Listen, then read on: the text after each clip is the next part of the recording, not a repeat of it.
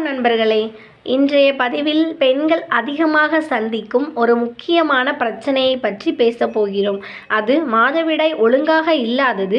பல பெண்கள் மாதவிடாய் தள்ளி போனாலோ முன்பே வந்தாலோ சில மாதங்கள் வரவில்லையோ அதை சாதாரணம் என்று நினைத்து கவனிக்காமல் விடுகிறார்கள். ஆனால் சில சமயங்களில் இது உடலில் இருக்கும் ஹார்மோன் மாற்றங்கள் அல்லது வேறு உடல்நல பிரச்சனைகளின் அறிகுறியாக இருக்கலாம். இப்போ இந்த வீடியோவில் மாதவிடாய் அப்படின்னா என்ன அப்படின்னு பார்த்தீங்கன்னா, பெண்களின் கருப்பை ஒவ்வொரு மாதமும் கர்ப்பத்திற்காக தயாராகிறது. கர்ப்பம் ஏற்படவில்லை என்றால் கருப்பையின் உள்படலம் இரத்தத்துடன் வெளியேறும். இதுவே மாதவிடாய். பொதுவாக 21 முதல் 35 நாட்களுக்குள் மாதவிடாய் வருவது இயல்பானதாக கருதப்படுகிறது. அடுத்ததாக மாதவிடாய் ஒழுங்காக இல்லை அப்படின்னா என்ன அப்படின்னு பார்த்தீங்கன்னா, பின்வரும் நிலைகளில் இருந்தால், நான் சொல்ல போகிற பாயிண்டில் ஏதாச்சும் ஒன்று இருந்தால் கூட அது ஒழுங்கற்ற மாதவிடாய் அப்படின்னு சொல்லலாம். மாதவிடாய் 35 நாட்களுக்கு மேல் தள்ளி போகிறது. 21 நாட்களுக்குள் மீண்டும் வருகிறது.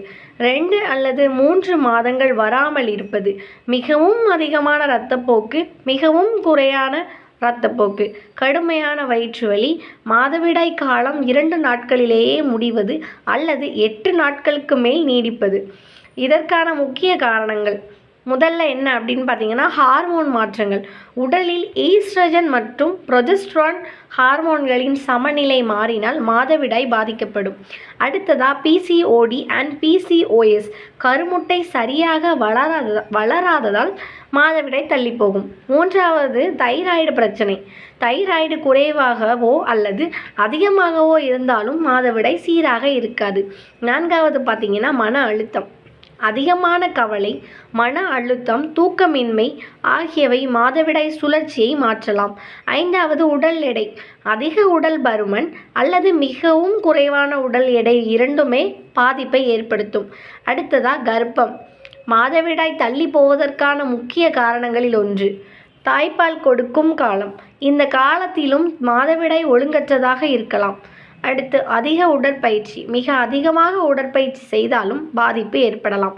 இதுக்கு நம்ம என்னென்ன பண்ணலாம், அதாவது கவனிக்க வேண்டிய அறிகுறிகள். முகத்தில் அதிக பருக்கள், முகம் மற்றும் உடலில் தேவையற்ற முடி வளர்ச்சி, உடல் எடை அதிகரித்தல், முடி உதிர்தல், சோர்வு, தலைவலி, அடிக்கடி வயிற்றுவலி, வெள்ளைப்படுதல், கருத்தரிக்க தாமதம். எப்போது மருத்துவரை அணுக வேண்டும்? 3 மாதங்களாக மாதவிடாய் வரவில்லை என்றால், அதிக இரத்தப்போக்கு இருந்தால், மிகவும் கடுமையான வலி இருந்தால், கர்ப்பம் இருக்கலாம் என்ற சந்தேகமும் இருந்தால், அடிக்கடி மாதவிடாய் தள்ளி போகிறது, துர்நாற்றத்துடன் வெள்ளைப்படுது, திருமணமாகி 1 வருடமாகியும் கருத்தரிக்கவில்லை, இப்படியெல்லாம் இருந்தால் மருத்துவரை அணுக வேண்டும். என்னென்ன பரிசோதனைகள் செய்யலாம்? இரத்த பரிசோதனை, தைராய்டு பரிசோதனை, ஹார்மோன் பரிசோதனை, அல்ட்ராசவுண்ட் ஸ்கேன், பிசிஓடி பரிசோதனை, கர்ப்ப பரிசோதனை. என்னென்ன சாப்பிட வேண்டும்? கீரை வகைகள், பேரிச்சம்பழம், மாதுளை, பீட்ரூட், கேரட், முட்டை, பால், தயிர், பச்சை பயிறு, சுண்டல், பாதாம், வால்நட், பூசணி விதைகள், எள், நெல்லிக்காய், நிறைய தண்ணீர். என்ன உணவெல்லாம் தவிர்க்க வேண்டும் அப்படின்னு பார்த்தீங்கன்னா, ஜங்க் உணவுகள், குளிர்பானங்கள், அதிக இனிப்பு, அதிக எண்ணெய் உணவுகள், புகைப்பிடித்தல், மது, இரவு நேரங்களில் தூங்காமல் இருப்பது, மன அழுத்தம்.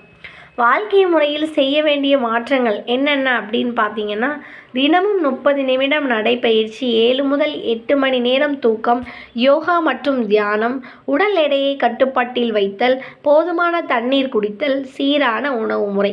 மாதவிடாய் பற்றி இருக்கும் சில தவறான நம்பிக்கைகள் என்னென்ன அப்படின்னு பார்த்தீங்கன்னா, மாதவிடாய் தள்ளி போவது சாதாரணம், அதாவது அடிக்கடி நடந்தால் மருத்துவரை அணுக வேண்டும், திருமணமான பிறகு சரியாகிவிடும்.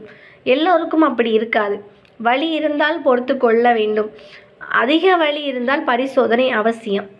மாதவிடாய் ஒழுங்காக வைத்திருக்க என்ன செய்யலாம்? சத்தான உணவு, தினசரி உடற்பயிற்சி, மன அழுத்தம் குறைதல், சரியான தூக்கம், மருத்துவரின் ஆலோசனையுடன் சிகிச்சை எடுத்துக்கொள்வது. அன்பான சகோதரிகளே, மாதவிடாய் ஒழுங்காக இல்லாதது ஒரு சிறிய விஷயம் என்று நினைத்து அலட்சியம் செய்யாதீர்கள்.